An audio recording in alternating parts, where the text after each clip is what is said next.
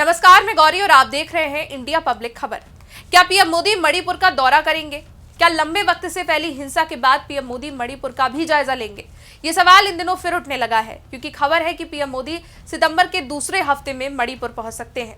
दो समुदाय के बीच देश में भड़की सबसे बड़ी हिंसा, जिसके लिए पीएम मोदी पर हर बार सवाल उठे।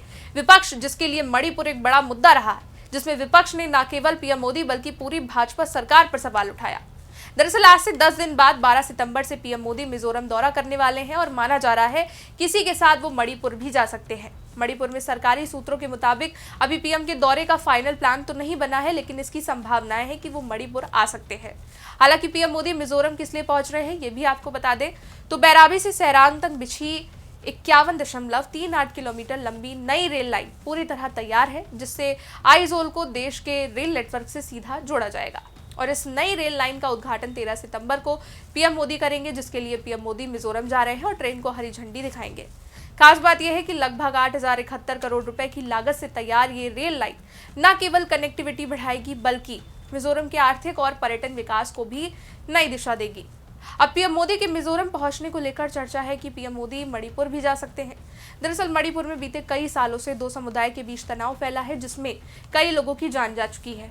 यही नहीं, लंबे वक्त से विपक्ष पीएम मोदी से लगातार वहां का दौरा करने की मांग कर रहा है। जानकारी के लिए आपको बता दें कि मणिपुर में 3 मई 2023 को मैतेई और कुकी समुदाय के बीच जातीय हिंसा भड़की थी और इसके बाद से राज्य में कम से कम 250 से ज्यादा लोग मारे गए हैं। 60,000 से ज्यादा लोग विस्थापित हैं, जो राहत शिविरों में रह रहे हैं।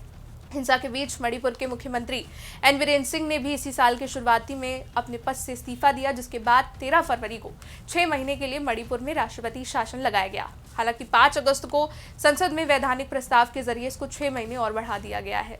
इसके बाद से मणिपुर से कांग्रेस सांसद ए विमोल अकोइजाम ने राष्ट्रपति शासन की अवधि बढ़ाए जाने पर आपत्ति जताई और राज्य विधानसभा को भंग करने की मांग की, ताकि चुनाव कराए जा सके और जनता जनार्दन के साथ सरकार बनाई जा सके। यही नहीं, कांग्रेस के एंटो एंटनी ने कहा कि मणिपुर में सिर्फ कानून व्यवस्था नहीं बल्कि वहां का शासन धाराशायी है और आरोप लगाया कि प्रधानमंत्री नरेंद्र मोदी ने मणिपुर की जनता की जरूरत के वक्त चुप्पी साधी और केंद्र सरकार अपनी जिम्मेदारी में विफल रही। समाजवादी पार्टी के लालजी वर्मा ने कहा कि पीएम मोदी और गृह मंत्री के भाषणों में जो अहंकार झलकता है, उसी कारण मणिपुर में चुनाव नहीं करा पा रहे हैं। 2 सांसदों वाले छोटे से राज्य में चुनाव नहीं हो पा रहा है। तो वहीं तृणमूल कांग्रेस की सांसद काकोली घोष दस्तादीर ने भी राज्य में नए चुनाव कराने की मांग की थी। हालांकि राज्य में निर्वाचित सरकार बहाल करने की कोशिश जारी है। मणिपुर के सरकारी अधिकारियों का कहना है कि अब तक पीएम मोदी के कार्यक्रम की कोई जानकारी नहीं है।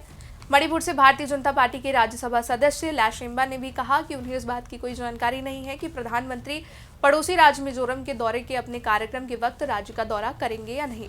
खैर, अगर पीएम मोदी मणिपुर पहुंचते हैं तो ये यात्रा का बड़ा राजनीतिक और प्रतीकात्मक महत्व होगा, क्योंकि 2023 में हिंसा भड़कने के बाद मणिपुर राज्य नहीं हो गए हैं।